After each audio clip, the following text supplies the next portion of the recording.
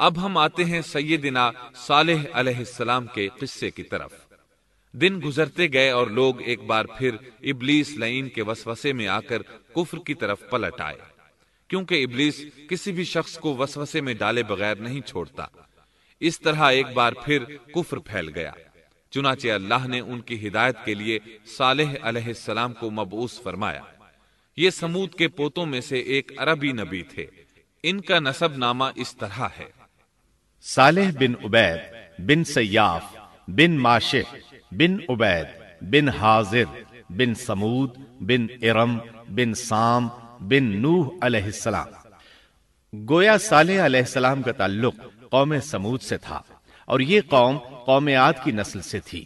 سمود کی قوم نے یمن کو خیر باد کہا اور جزیرے سے شمال کی طرف منتقل ہو گئے، پھر وہاں ہجر نامی ایک بستی میں جا ٹھہرے۔ قرآن کریم کی سورۃ الحجر اسی بستی کے نام سے موسوم ہے۔ قوم عاد کا تذکرہ سورۃ الحجر کے علاوہ سورۃ الاحقاف اور سورہ ہود میں بھی ہے۔ اللہ تعالی سورۃ الحجر آیت 80 میں فرماتے ہیں: وَلَقَدْ كَذَّبَ أَصْحَابُ الْحِجْرِ الْمُرْسَلِينَ،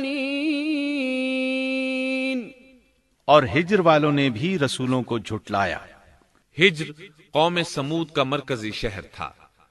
اب وہ مدائن صالح کے نام سے مشہور ہے۔ یہ شہر مدینہ منورہ کے شمال مغرب میں 380 کلومیٹر کے فاصلے پر واقع ہے۔ یہ لوگ بھی پہاڑوں کو تراش کر گھر بناتے تھے۔ یہ صنعت اور کاریگری انہوں نے قوم عاد سے وراثت میں پائی تھی۔ اللہ تعالی سورۃ الفجر آیت 9 میں فرماتے ہیں: وَثَمُودَ الَّذِينَ جَابُوا الصَّخْرَ بِالْوَادِ، اور قوم سمود کے ساتھ کیا کیا جنہوں نے وادی میں بڑے بڑے پتھر تراشے تھے۔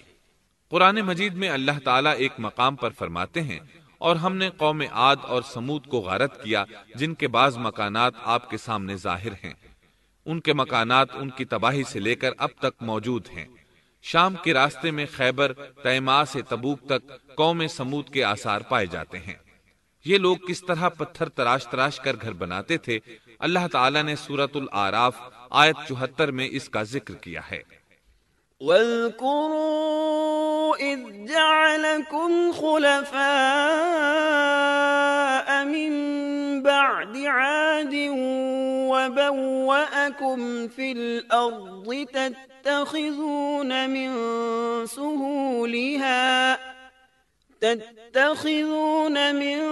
سُهُولِهَا قُصُورًا وَتَنْحِتُونَ الْجِبَالَ بُيُوتًا فاذكروا آلاء الله ولا تعثوا في الأرض مفسدين۔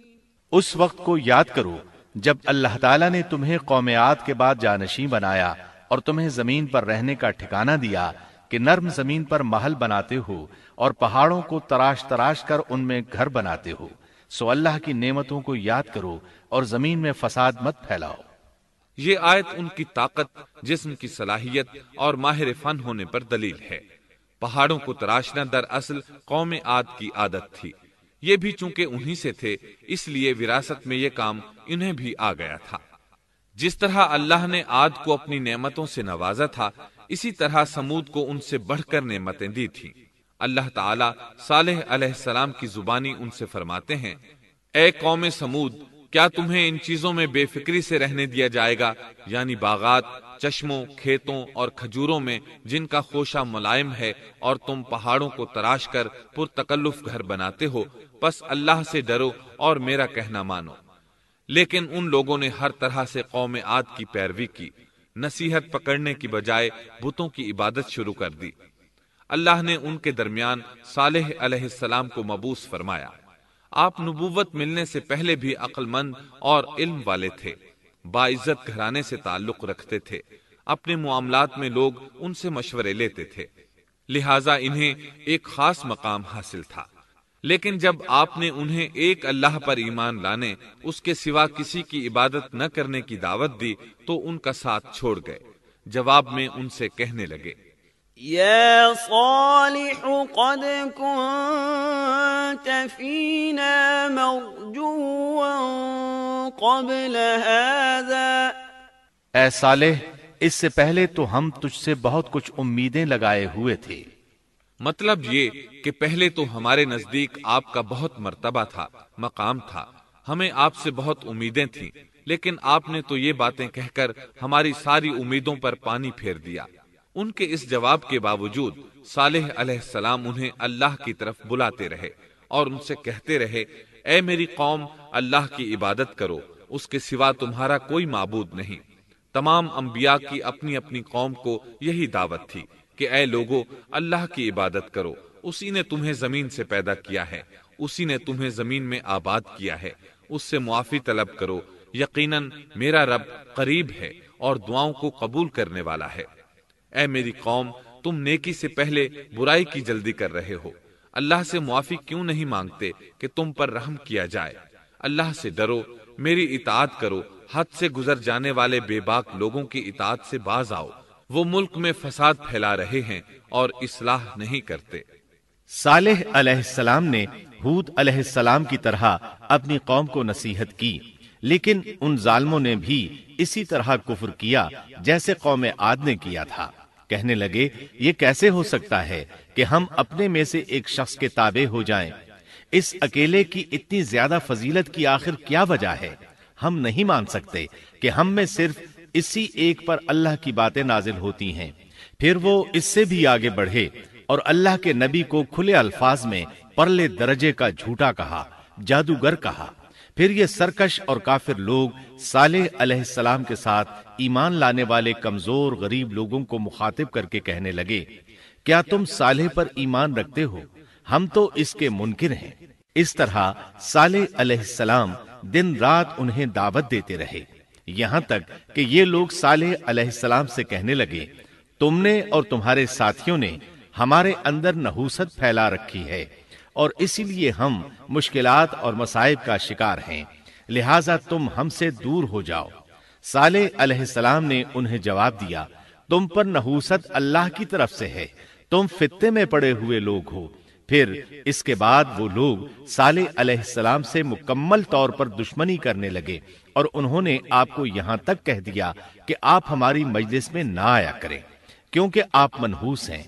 پھر بات یہاں تک پہنچی کہ صالح علیہ السلام نے انہیں اللہ کے عذاب سے ڈرایا، دھمکایا اور کہا، يا قوم أرأيتم إن كنت على بينة من ربي وآتاني منه رحمة فمن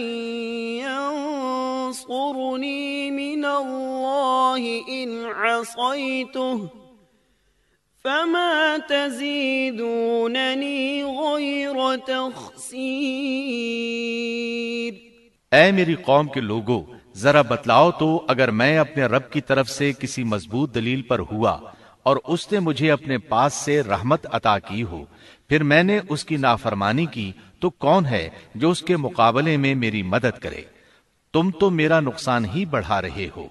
یعنی فرض کرو اگر میں حق پر ہوا اور یقیناً میں حق پر ہوں اور اللہ تعالیٰ نے مجھے اپنی نبوت سے بھی نوازا ہے، پھر بھی میں تمہاری باتوں میں آ کر اس کی نافرمانی کروں تو بلا شبہ اس وقت میں گھاٹے میں ہوں گا اور تم بھی خسارہ پانے والے ہوگے۔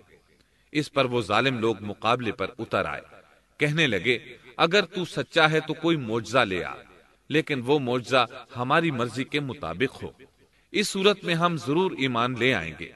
آپ ایسا کریں کہ بستی کے کنارے پتھریلی چٹان میں سے دودھ دینے والی 10 ماہ کی حاملہ اونٹنی نکالیں، اس کا رنگ سرخ ہو۔ صالح علیہ السلام سے یہ مطالبہ کر کے وہ سردار لوگ ایک طرف بیٹھ گئے اور مذاق اڑانے لگے۔ ایک کہنے لگا اونٹنی 10 ماہ کی ہو، حاملہ ہو، دوسرا کہنے لگا لازمی طور پر اس کا رنگ سرخ ہو، پھر ایک تیسرا سردار بولا اس کی کھال پر بہت زیادہ اون ہو، چوتھا بولا موٹی تازی ہو، ہم نے پہلے اس قسم کی اونٹنی دیکھی نہ ہو، پانچواں بولا وہ اتنی بڑی ہو کہ اکیلی ایک دن تمام کنویں کا پانی پی جائے اور دوسرے روز ہم پئیں۔ یہ لوگ اسی طرح مذاق اڑا رہے تھے کہ صالح علیہ السلام نے ان سے کہا، اگر تمہاری مطلوبہ اونٹنی تمہیں مل جائے تو کیا تم ایمان لے آؤ گے؟ سب نے مل کر کہا، ہاں ضرور لے آئیں گے۔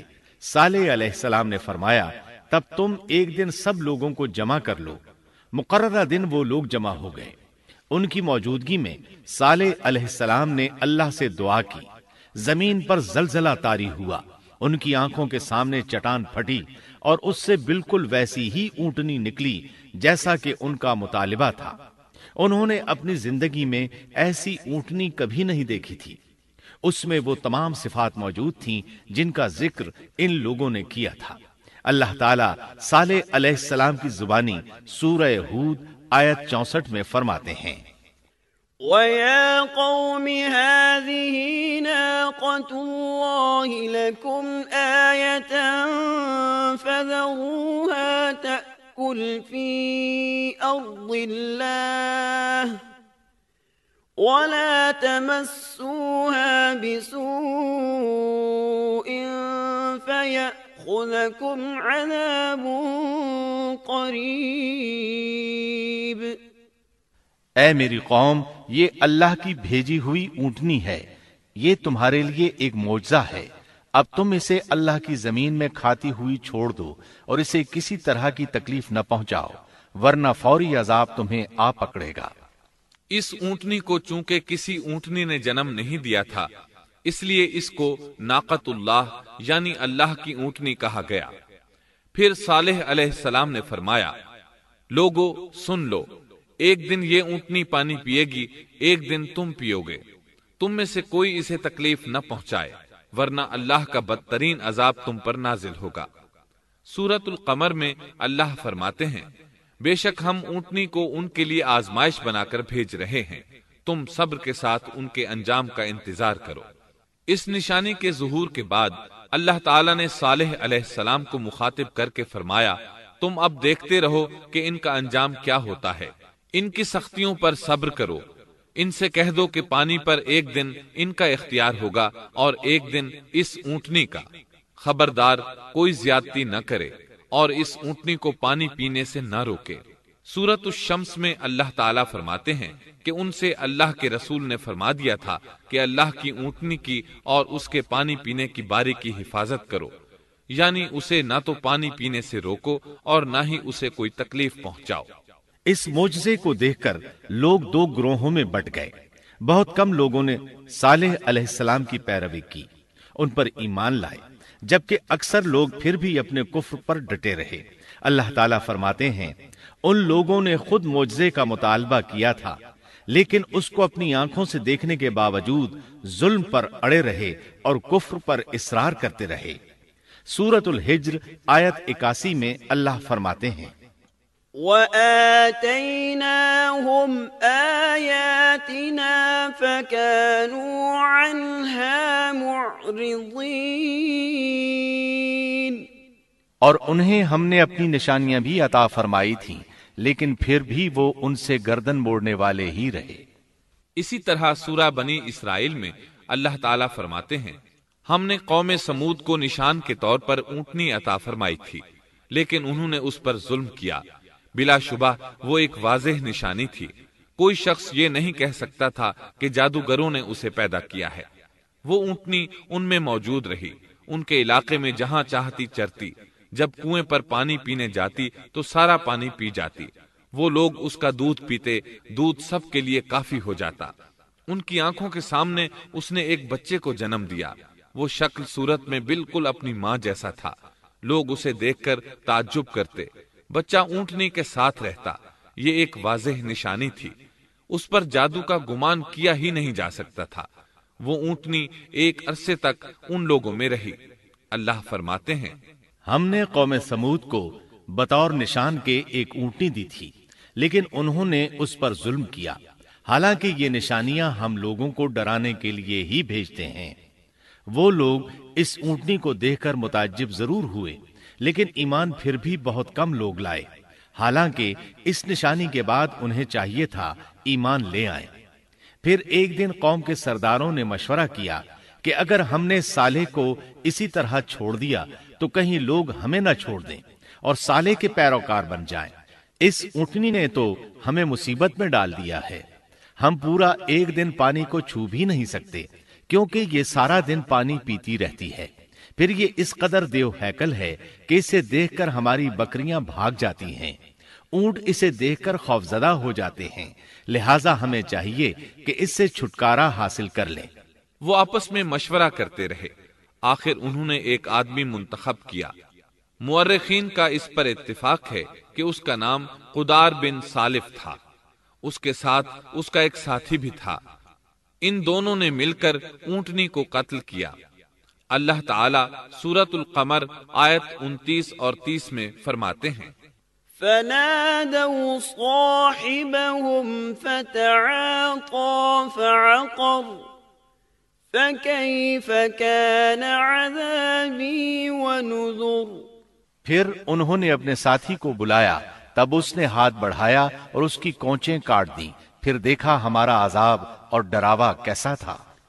اس قدار کے بارے میں نبی کریم صلی اللہ علیہ وسلم کا ارشاد ہے کہ پہلے لوگوں میں سے سب سے زیادہ بدبخت یہی تھا۔ اللہ تعالیٰ نے قرآن مجید میں اس کا ذکر یوں فرمایا ہے، فنادوا صاحبہم، پھر انہوں نے اپنے ساتھی کو پکارا۔ سورۃ الشمس میں اللہ فرماتے ہیں، اذ انبعث اشقاها، جب ان میں بڑا بدبخت شخص اٹھ کھڑا ہوا۔ یہ بدبخت قدار اٹھا، اپنے ساتھی کو ساتھ لیا اور اونٹنی کو قتل کرنے کے لیے تیار ہو گئے۔ آپس میں مشورہ ہوا کہ یہ نہ کہا جائے ہم نے اسے قتل کیا ہے۔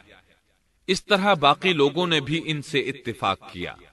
اللہ تعالیٰ سورہ نمل آیت 48 میں فرماتے ہیں، وَكَانَ فِي الْمَدِينَةِ 9 رَهْطٍ يُفْسِدُونَ فِي الْأَرْضِ وَلَا يُصْلِحُونَ،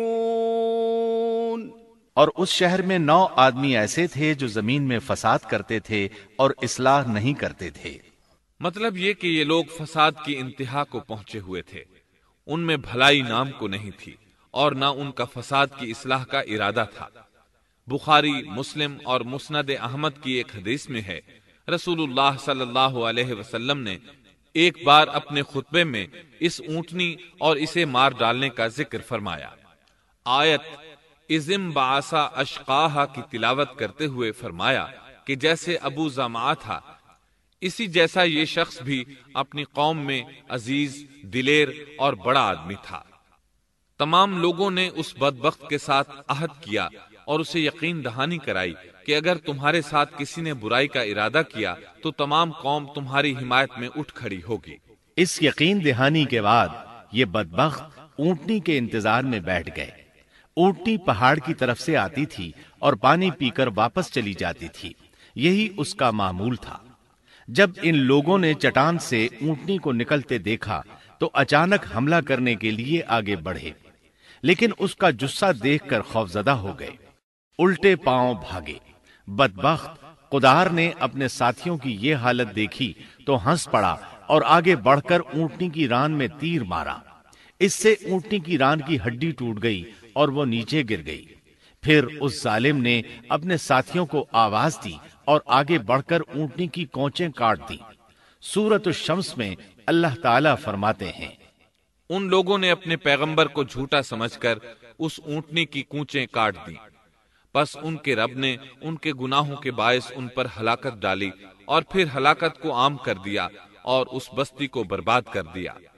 اونٹنی کی کونچیں کاٹ دیے جانے کے بارے میں اللہ تعالیٰ ایک دوسرے مقام پر فرماتے ہیں کہ پس انہوں نے اونٹنی کو مار ڈالا اور اپنے پروردگار کے حکم سے سرتابی کی اور کہنے لگے، اے صالح، جن عذابوں سے تو ہمیں دھمکاتا رہتا تھا، اگر تو واقعی پیغمبر ہے تو ان عذابوں کو ہم پر نازل کرا دے۔ اونٹنی پر حملہ ہوتے ہی اس کا بچہ بھاگ نکلا تھا۔ وہ پہاڑ کی چوٹی پر چڑھ گیا، 3 مرتبہ بلبلایا۔ یہ بدبخت اس کے پیچھے بھاگے اور آخر اسے بھی قتل کر دیا۔ پھر تمام بستی والے جمع ہوئے، اونٹنی اور اس کے بچے کا گوشت تیار کیا اور مزے کے ساتھ اس کو کھایا۔ اس جرم میں ان سب نے شرکت کی، البتہ جو لوگ صالح علیہ السلام پر ایمان لے آئے تھے وہ الگ تھلگ رہے۔ صالح علیہ السلام کو جب یہ خبر ملی تو وہ گھبرائے ہوئے اونٹنی کے پاس پہنچے۔ اونٹنی بے جان پڑی تھی، اس کا بچہ بھی بے جان تھا۔ لوگ ان کے گرد جمع تھے اور ان کا گوشت کھا رہے تھے۔ اس وقت صالح علیہ السلام نے ان سے کہا، فقال تمتعوا في داركم 3 أيام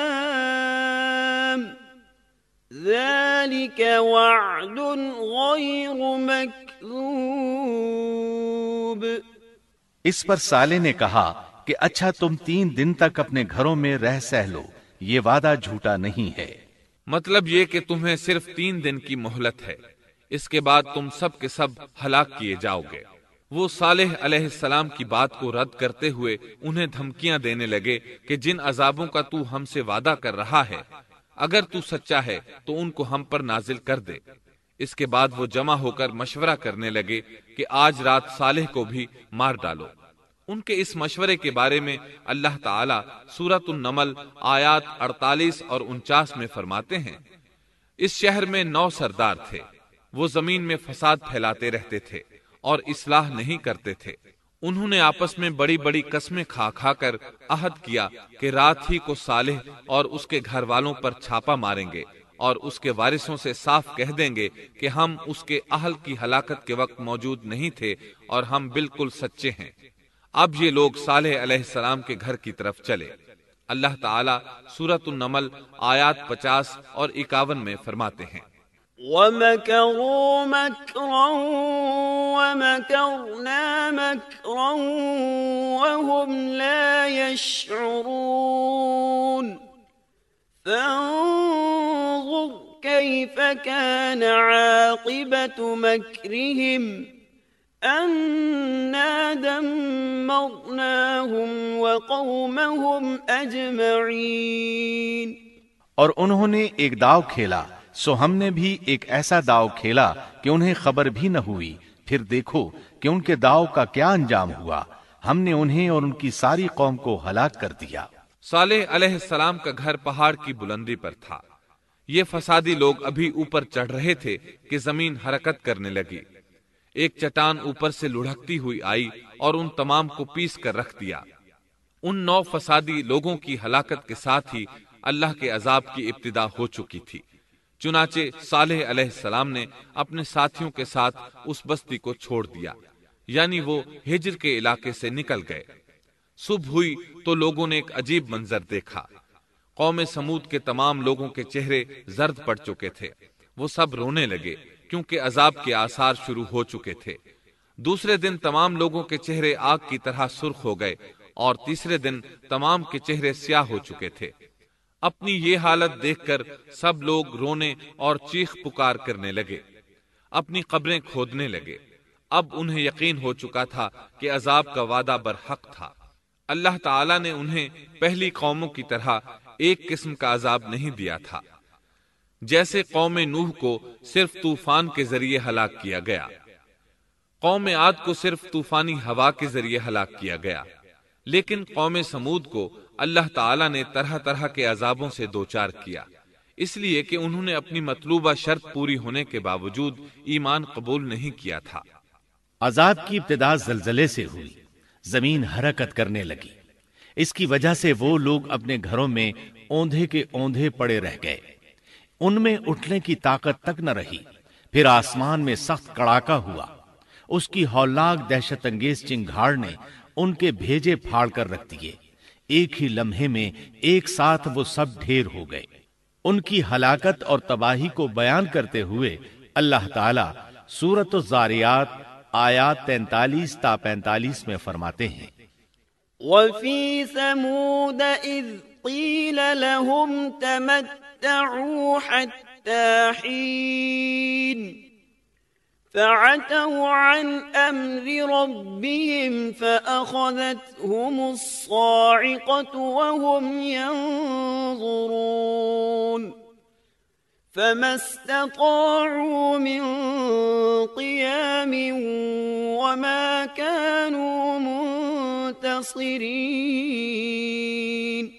اور سمود کے قصے میں بھی عبرت ہے جب ان سے کہا گیا کہ تم کچھ دن تک فائدہ اٹھا لو، لیکن انہوں نے اپنے رب کے حکم سے سرتابی کی، اس پر انہیں ان کے دیکھتے دیکھتے تیز و تند کڑاکے نے ہلاک کر دیا، پس نہ تو وہ کھڑے ہو سکے اور نہ بدلہ لے سکے۔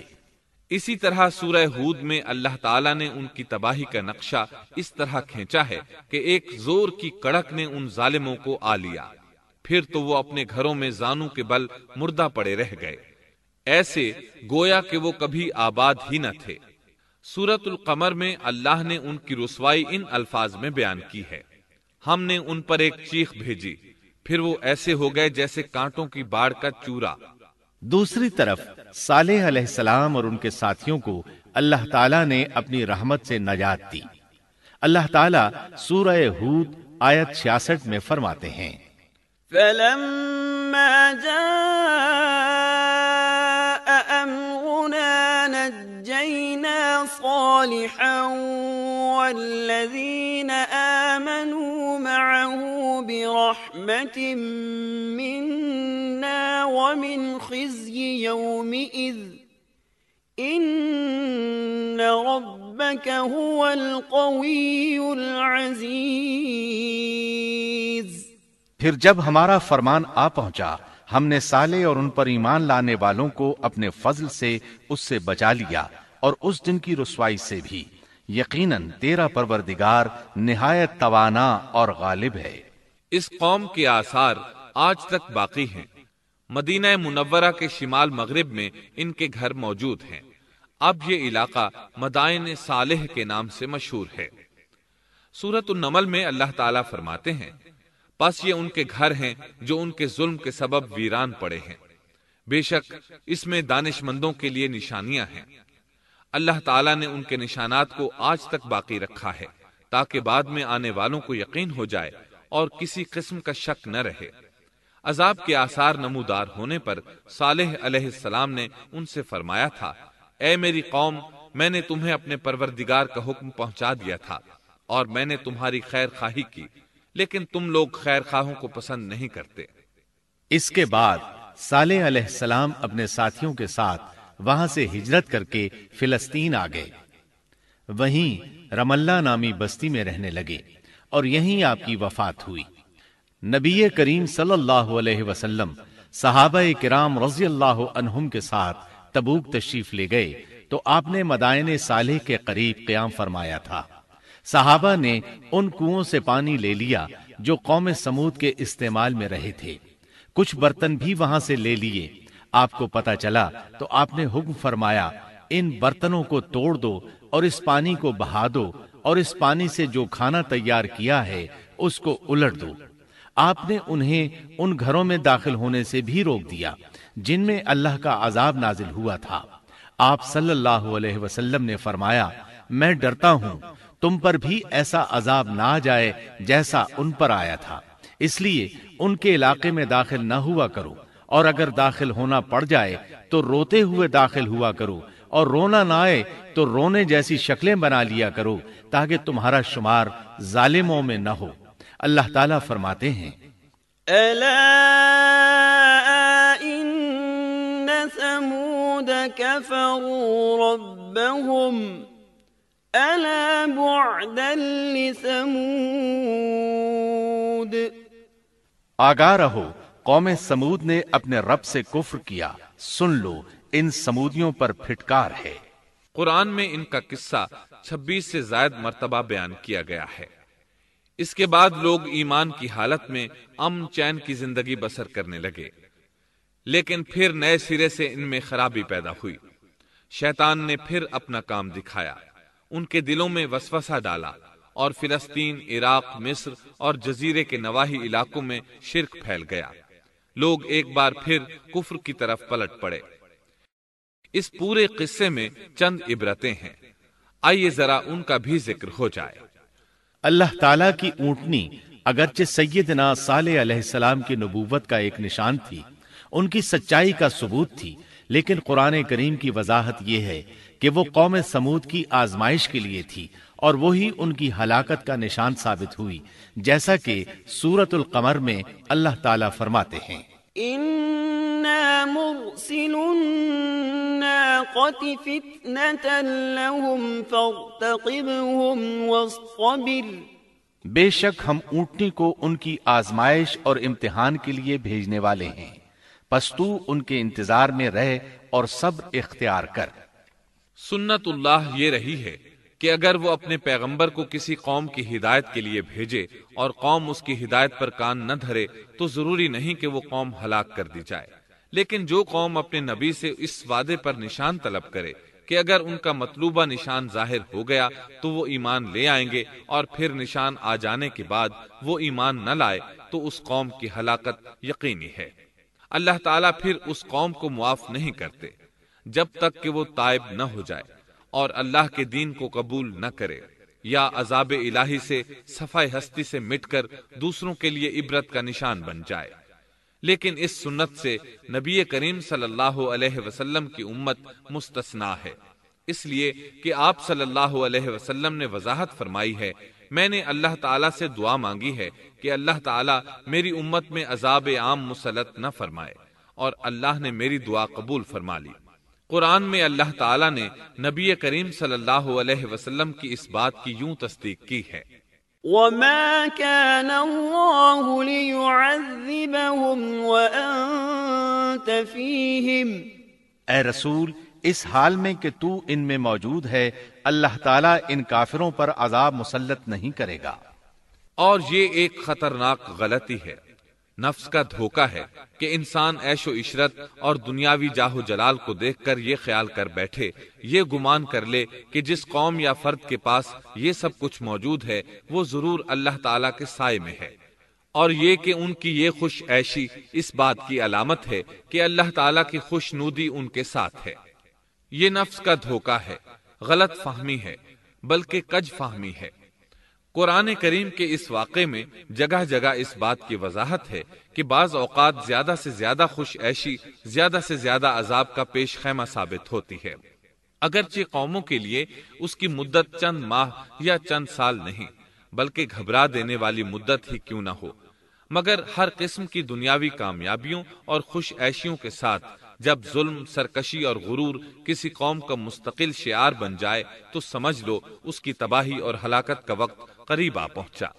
اللہ تعالیٰ فرماتے ہیں، تیرے رب کی پکڑ بہت سخت ہے، لیکن اس کے ساتھ ہی یہ بات بھی ہے کہ کسی قوم میں تمام تر خرابیوں کے باوجود اگر قوم سے اکثر افراد اللہ کے شکر گزار ہوں، اس کے بندوں کے ساتھ انصاف کرنے والے اور آپس میں نیک نیت اور خیرخواہی کرنے والے ہوں تو بلا شبہ وہ اللہ کے ہاں مقبول بندے ہیں، اور انہی کو دنیا اور آخرت کی کامیابیوں کی بشارت ہے، اور انہی کے لیے یہ دنیاوی عیش اللہ کی بے انتہا نعمتوں کی علامت ہے۔ انہی الفاظ پر سیدنا صالح علیہ السلام کا قصہ اختتام کو پہنچا۔